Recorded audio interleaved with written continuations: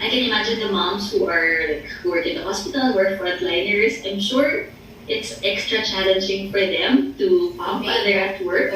Yes. And then, I'm sure they are also a bit hesitant to bring home their breast milk if they're working in the hospital. So kudos to all of the moms who are breastfeeding and are still able to do their duties as frontline. Yes. With our new normal, di ba? Yung ating sitwasyon, especially yung mga frontliners, no? They need to express the milk, di ba? The exposure. But for me, I'm not a doctor. This is not just a comment or an opinion. But surely, because the breast milk contains a lot of antibodies. True. No, parang for me, it preserves itself. That's Sana true. may study na gano'n, di ba? Para walang disclaimer sa sinasabi ko ngayon. Sana someone will culture the breast milk, no? To see kung nakakontaminate and everything, di ba? But ba talaga, ito yung magic ng breast milk. Because, di ba, marami siyang antibodies, it saves the babies, and even sa mga cancer patients, di ba, may mga studies na gano'n na kailangan uminom ka ng breast milk.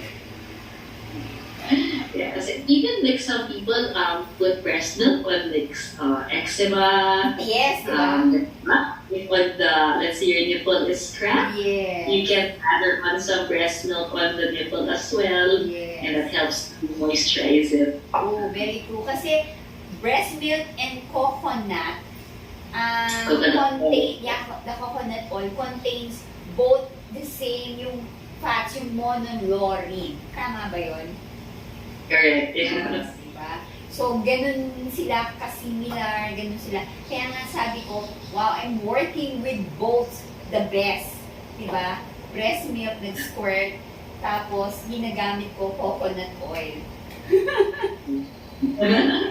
So, you're in good hands. Yes. So, sabi ko, Lord, salamat. Ito rin yung trabaho ko. This is what I'm doing and you're protecting me, you're preserving me because this is what I'm getting having the session.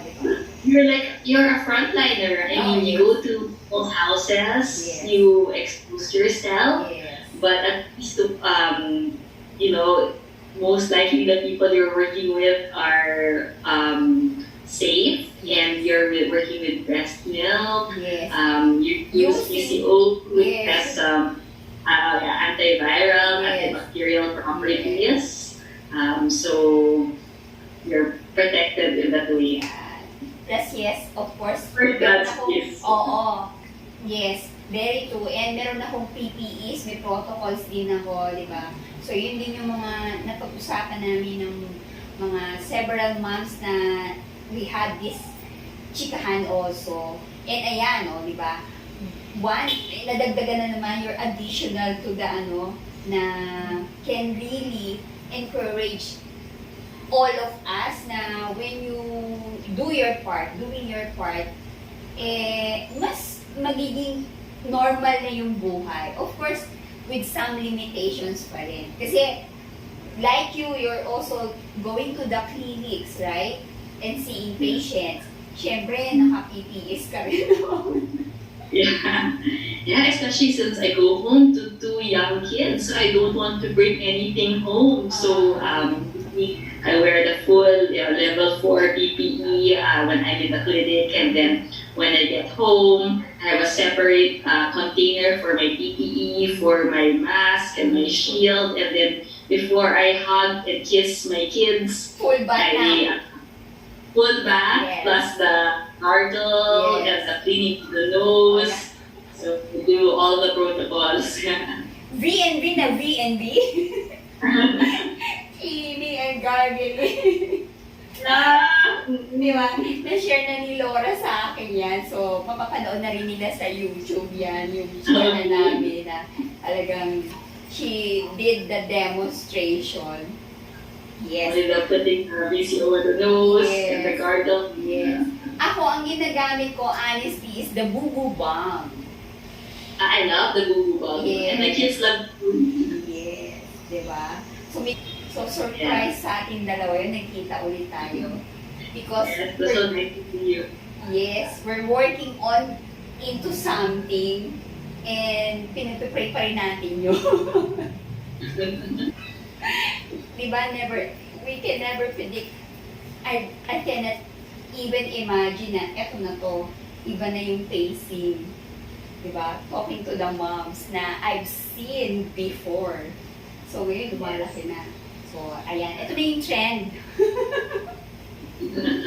Having the chikahan. So, with your second baby, Doc Mitch, how is it? So, medyo aware ka na, di ba? Kaya sinabi mo na, ni-request mo na with your husband to call me. Call Zen. Parang waiting ako doon, standby. Pero nauna ka pa rin eh. But the day after I got Ayan, home from yes, in schedule natin. Yeah, just I said, it's been 2 years. I just want to make sure I'm doing everything correctly. Yes. With him, man, it was so much easier. I was first more aware, but with him, so with my first, I had a hard time weaning off. With my second, with Alvaro, after about 8 to 10 months, he didn't want to drink from me anymore. Oh. So he's the one who weaned off. Self-wean. Yeah. So since I felt like such a bad mom at the time, like, why don't you want to drink from me anymore? But then, it was his decision. I think babies are really smart. Yes. They have their own mind. Yes. And now, the difference in their personalities is still, I think it roots back from them. Mm-hmm. My older one is such an introvert. It takes her a while to get around to things. Mm-hmm.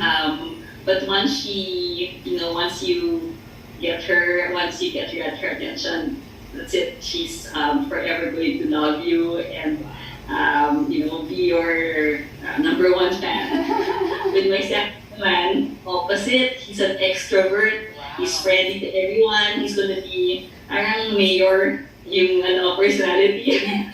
Kanya marunong. Campaign manager.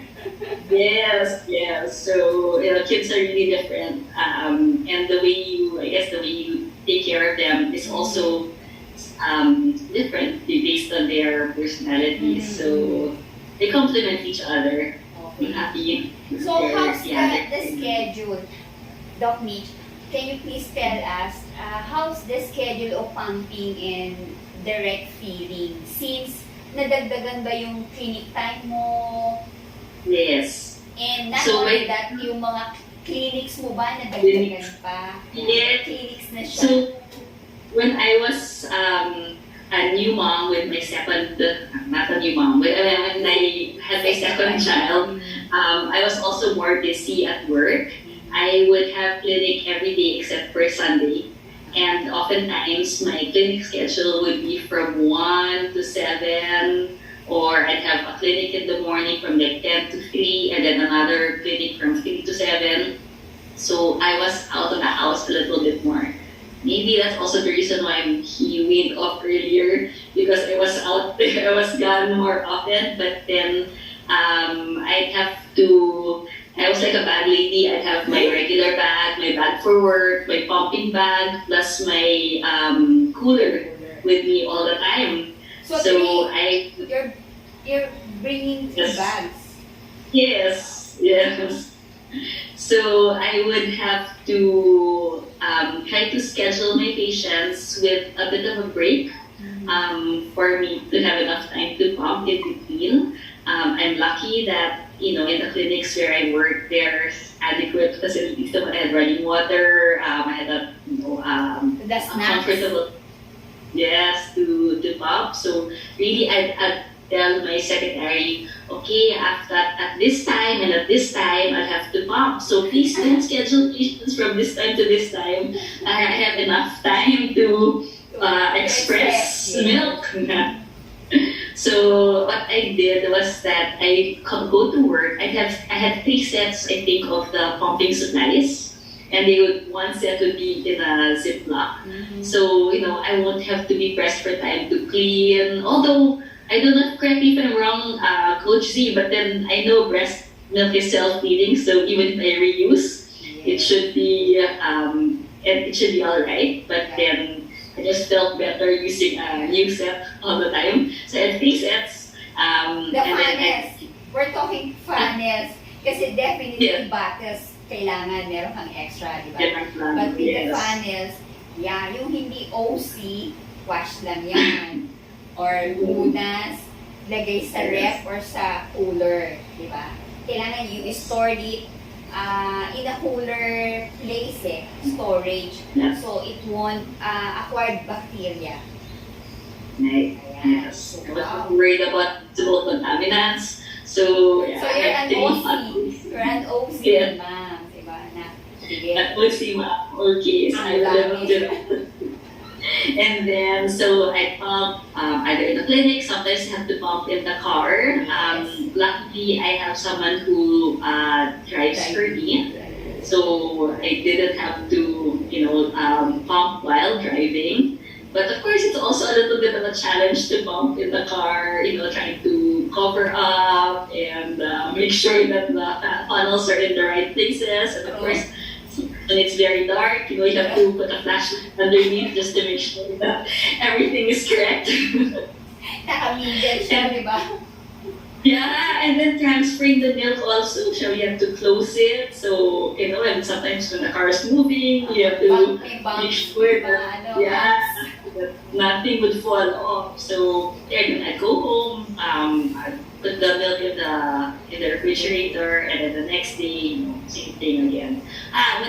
What I usually would do before was, when I get home, I transfer the milk to the breast milk plastic bag. Sorry about our planet Earth, but then I have to be and use the plastic bags. Storage milk bag.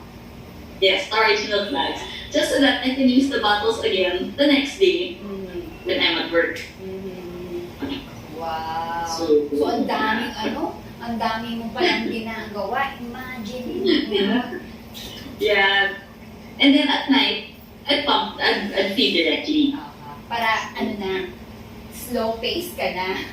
Slow pace na, yes. Wala na mga movement, wala nang sinasalin-salin at ini-store dyan. That's So, kung OC ka, iisip ko ngayon pa lang, ayan ba yung may pentel pa, may ganyan pa. First in, first out, date, time. Yes, yes. And I just have to tell you, up till now, I still have the breast milk storage bags. So what I do now when I go to the hospital, I put my cell phone inside the breast milk storage bag. So at least I know that my phone is clean and not exposed to anything inside the hospital. And then of course I throw the breast milk storage bag after. So sterilization kasi Very good. ang gastos. But the good thing, nagagamit ko pa, di ba? Yeah. Kasi madali na Amazon These months too. True. So ayan, so how many months have you doing that? Or you done that, with your second with Alvaro? The next one, I fed him directly until 10 months of age, but at that time, by 8 months, I was already having to supplement his milk with The easy milk. Ayan. Yes, the easy milk. Tawag ko doon the easy milk. And then we stopped altogether after the third one. So, ayan. Congratulations. Diba? Can you imagine, walang naging hindrances? I mean, you're not thinking of things na difficult for me, impossible with me, because first, one child pa lang yun, di ba? So parang konti pa lang yung excuses mo. Pero when you have a first toddler na, and then you have this baby, and then you're going to the clinic, seeing patients, medyo marami ka ng excuse na pwedeng isipin or gawin, right? To stop. But again, yan. So magiging inspiration ka. You're not a superwoman, of course, but you really tried it. Try and try and try. Diba? So, ngayon, Doc, natapos na tayo dun sa breastfeeding journeys mo. Challenges and all dynamics na ginawa mo. Talagang nakaka-amaze. So, hindi ko maisip. And you were always around. So every time I still had questions, I would message you and you'd always answer. And I just have to share pala something. I remember you, for both breastfeeding journeys, one thing you always asked me to take in was pumpkin soup. Ayan. Pumpkin soup was always your go-to food. Yeah. You know, right now, pumpkin soup is the favorite soup of my children. Wow. And it's because of pumpkin soup that I'm able to sneak in a lot of vegetables to their diet. So I don't just put pumpkin, I put broccoli, cauliflower, whatever I have, potatoes. So I sneak it into the pumpkin soup. They have that for their Biniblend snack. yan in ostrich Biniblend. para, soup Yeah. kasi, no? So, talagang smooth as it is and thick creamy siya. Yes. Wow! Congrats! So thank you for that. Diba? Kasi maganda siyang diuretics. Yes. Natutunan ko yan when I attended indigenous seminar. So, diyan ako na-encourage kumain ng mga gulay na hindi ko kinakain. We are a tropical country. So, napakadaming vegetables na talagang kailangan natin, di ba? Especially nowadays na kailangan veggies or plant-based. Or colors we add to our meals better. Yes. Sabi ko nga, the colorful it is, the healthier it is. Correct. Diba? So, ayan, Doc, being a dermatologist, can you, especially ngayon, itong with our new normal, dito na lang tayo para at least ma-highlight mo rin ano yung nangyayari, ano yung mga from basic skin problem na hinahandle mo ngayon or nagko-consult sa'yo to a mild to severe starting last year to up to now, present. How is it? I think a lot of people are still very hesitant to go to clinics and to go to the hospital. They're always worried about, possibly contracting COVID inside the hospital. So diagnosis has been delayed. So people kind of try to wait until it's really bad before they consult. Yeah, so I've been seeing lately a lot of, one, how we're always washing our hands and putting alcohol. We cleanse our hands so often, but we sometimes forget to moisturize. So I've been seeing a lot of cases of eczema, especially amongst, I'm sure, the new moms out there. You're so OC, you want to make sure that everything in your room is sterilized and that you clean everything. So I'm sure they're washing their hands 10 million times a day.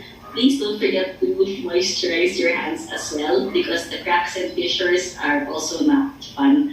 That one, I've been seeing a lot of cases now. Of course, the new term that they put up is acne, which is acne from wearing masks for a long period of time.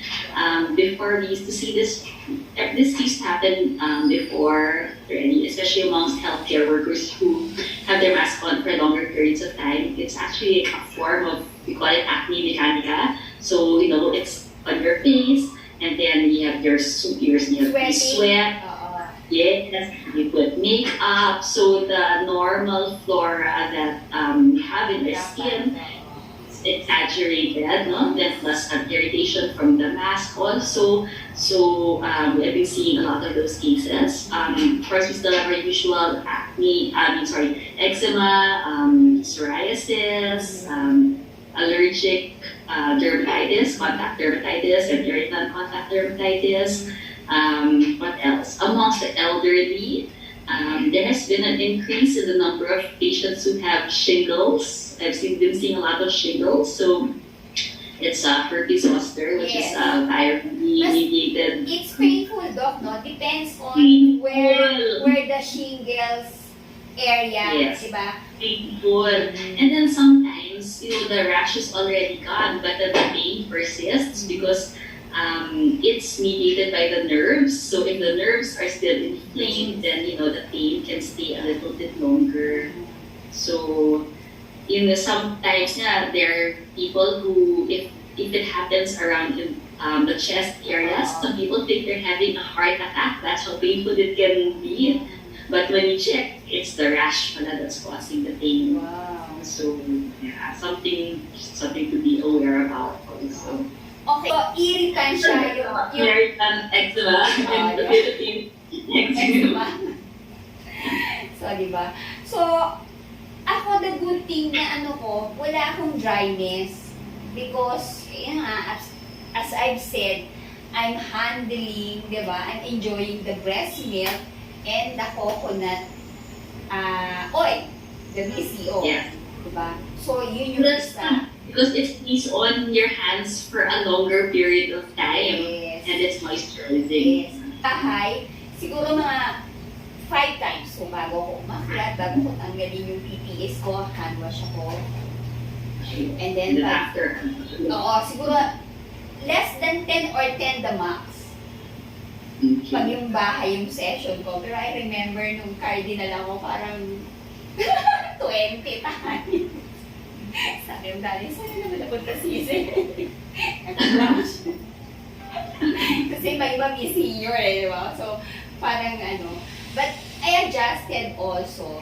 So, nakakatuwa. Mas ikaw, mas parang because you stayed how many hours in a enclosed.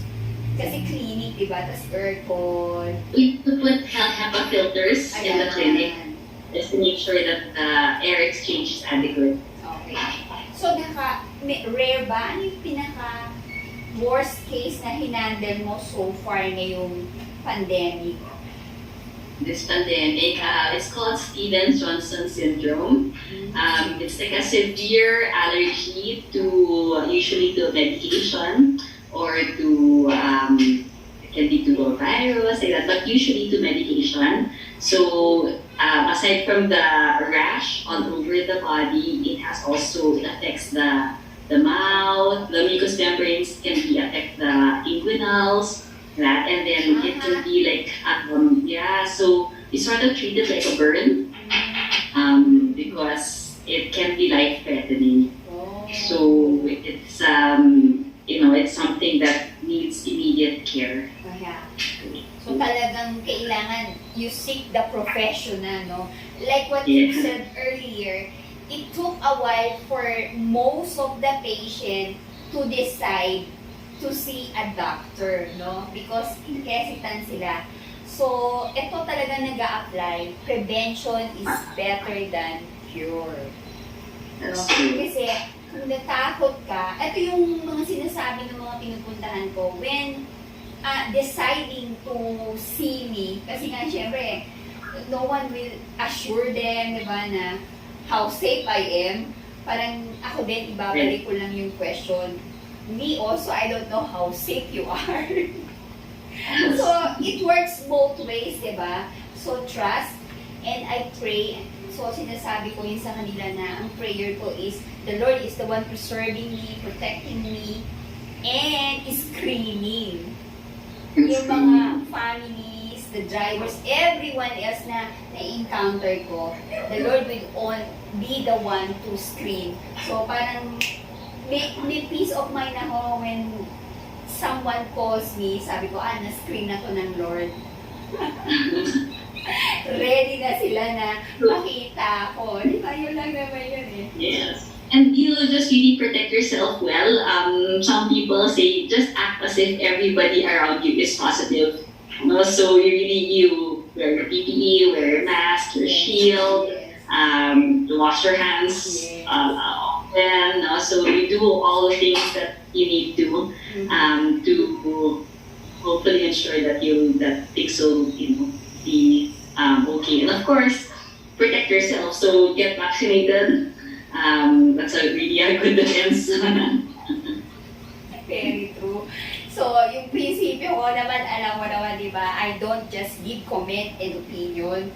I need to really assess ano yung kaso. The good thing, even before hindi pa pandemic, uso na yung WhatsApp, Viber. So, pag mayroong mga problem, hindi ko pa makita, sige, please send me, take a photo of the affected breast, ano yung concern mo, and then, at least may initial assessment ako.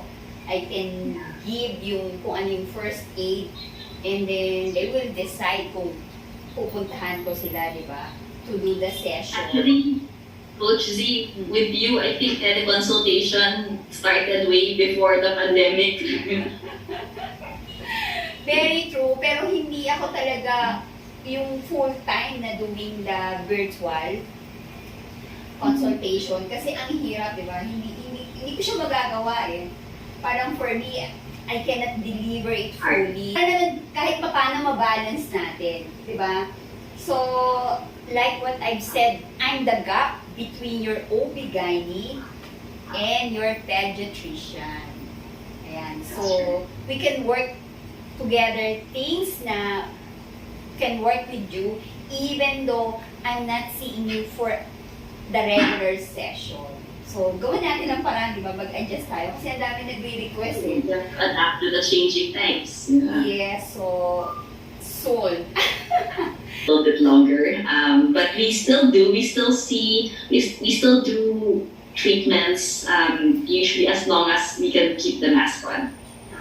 So, depende dun kung saan part yung acne Yes. na iti-treat mo, no? So, kung upper portion, forehead. Well, usually pag ganyan, we give na topical and oral medications. Especially now, how we're spending so much time in front of the screen, like this, we socialize via Zoom. We do classes also online, so we spend so much more time looking at our faces. So yeah, we end up being more, we're more conscious, but two, we end up being more critical of what we see in front of the screen. So I always tell my patients, remember that you are your worst critic. Nobody sees it as badly as you do. But then of course, we still give recommendations so we can correct or improve whatever the patient is experiencing, whether pigmentation or pimples or early signs of aging or dry skin, and also we can still work with them. I mean, especially with your line of work, it's very service-oriented. So, important talaga yung rapport that you build with your clients, and having those, whatever, like nails or it's always something that, makes you... I hope na ano mo yun, na na-acknowledge mo yun, di ba, na saan mo na? So, hindi. Yun yung, na-train ko yung sarili ko doon na never, na, lalo na, I just celebrated my 15 years, so, I just... Yes, oo. Sabi sa akin, no, you have that authority. Yeah, na, pero hindi, never. And I won't do that because that's my respect to each of the moms, di ba? Kasi I'm just... I was just gonna say that breastfeeding and being a new mom is such a big challenge that, syempre, if to be of help to this very special population, you have to not be authoritative and not tell that they're doing things wrong. It's so much easier to support them rather than talking down to them. So yun yung natutunan ko na I need to listen, I need to observe, and I need to assist. After assessment, andyan na yung assist mo siya, encourage mo siya, and then yun, ang ganda ng flow, diba? And building the relationship is the best. So, the very fact na I'm still talking to you,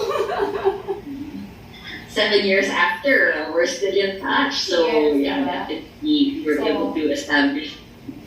so, yun talaga, nowadays, yun yung nangyayari, Doc. Aside from, somehow it saddens us, kasi nga, yun, they end up having a very serious problem before they see you or they seek professional help. Doing the protocols naman, and worsening your problem, your concerns, diba? You need to see the doctor and you need to see Dr. Mitch. It's best to ask the experts for help, just so that, because sometimes you end up wasting time, you end up wasting, so many resources. Whereas if you ask for help right away, we're able to direct you towards the right diagnosis and the right treatment. And there are so many people who are willing to help. So I think there is a bit of a hesitancy to seek help, especially to go out, you have to go to the clinic, go to the hospital. But there are so many doctors and, of course, lactation specialists like yourself who are able to help through virtual consultation. So if you are very hesitant to leave your bubble, don't worry. We can still help you out, and we will let you know if the virtual consultation is not sufficient, and if things really have to be done face to face. Yung may mga treatments, may mga medicine, and to check, parang for sure yung mga cases na needs to have the biopsy. Yes, yes. Yun. So, definitely, it's yung virtual consultation or teleconsultation is not advisable because you need to have the sample, no? Ayun. Right. Things like really severe allergic reactions, these are things that we seen in the clinic. Severe psoriasis. And the shingles, no? The shingles, kaya pa ng virtual. Unless the vision and the hearing are affected, then we usually need to give medications via the IV, via intravenously. Okay. Para mas mabilis yung effect niya. So severe bacterial infections, like those are also things that kailangan sa hospital na so that we can give IV medications right away. Meron ka bang cases or case, if I may ask this, na COVID siya at the same time, COVID patient siya, positive, hospitalized, na merong naging concern with the skin problem or disease?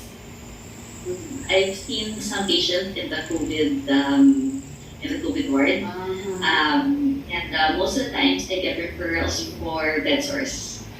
So people who have been admitted in the COVID ward for quite a while, who have been bedridden and really not able to move from side to side. So, and to turn. So walang circulation, walang proper circulation.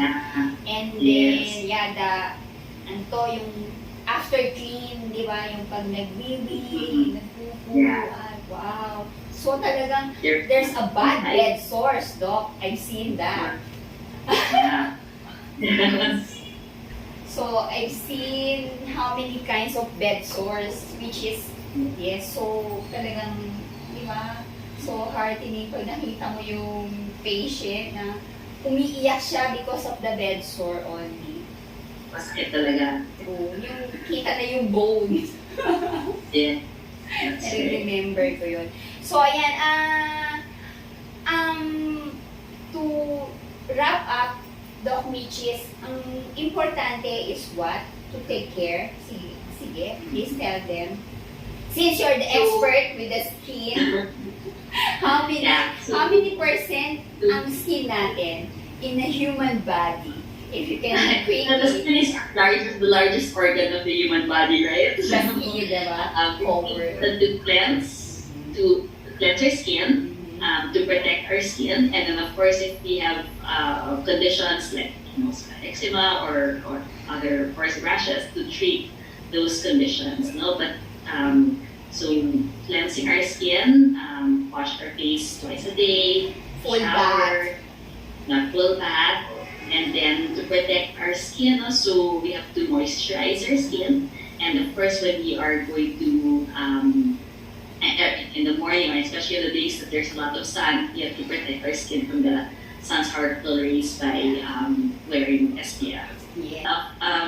Now that we're spending so much time in front of the screen, the light that is emitted from our screen plus the light indoors, these are forms of visible light, so that combined with the products that we put on our face can still contribute to Skin problem. Yes. So it's still best to protect our skin. Okay.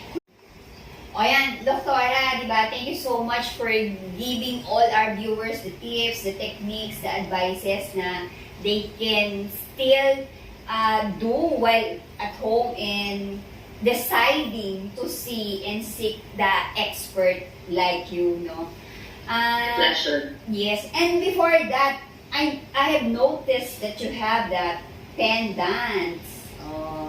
Can you please Give quickly it to share me by it? the blue pen. Mhm. Yeah, I don't know if you can see it.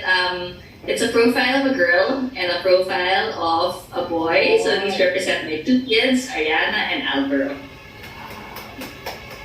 So ayan, once again, thank you so much for joining us, me and Dr. Mitch, diba? The skin expert that can be a help to all of you who needs those kind of treatments and consultations. So ayan, thank you so much and see you all soon. Always remember, God is good all the time, God is good, and be good and nice to yourself and to your skin as well. Okay, bye for now!